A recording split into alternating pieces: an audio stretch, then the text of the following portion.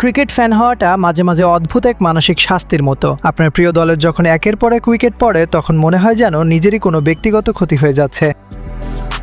আইপিএলের ৩৮তম ম্যাচের কলকাতার কথা একটু ভাবুন। স্কোরবোর্ডে ৭৩ রান উঠতেই নেই ৬ উইকেট। ডাগআউটে বসে থাকা ম্যানেজমেন্টের মুখগুলো তখন ফেক আছে। শাহরুখ খানের মতো একজন মেগাস্টারের দলের এই করুণ অবস্থা এক প্রকার অস্তিত্বের সংকট বলা যায়। মনে হচ্ছিল চরম কোনো লজ্জার রেকর্ডই হয়তো অপেক্ষা করছে। কিন্তু ওই যে ক্রিকেটে একটা কথা আছে না, যতক্ষণ একজন বিশেষ মানুষ ক্রিজে আছেন ততক্ষণ গল্প শেষ হয় না।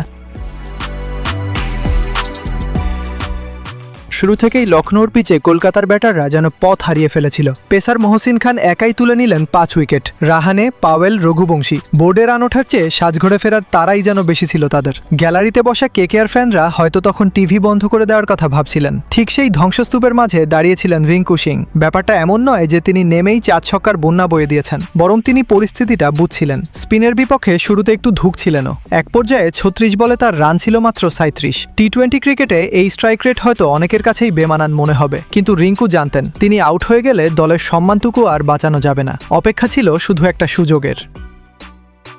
আর সেই সুযোগটা এলো ইনিংসের একেবারে শেষ ওভারে। বোলার দিভেশ রাথী। প্রথম বলে কোনো রান নেই। এরপরের দৃশ্যটা যেন কলকাতা ফ্যানদের কাছে এক পরিচিত ক্লাসিক মুভি। ১৯.২ ওভার, লং অনের ওপর দিয়ে প্রথম ছক্কা। পরের বল ডিপ এক্সট্রা কাভার দিয়ে ড্রাইভ, আরও একটা ৬। পরের ২ বলেও ব্যাক টু ব্যাক ছক্কা।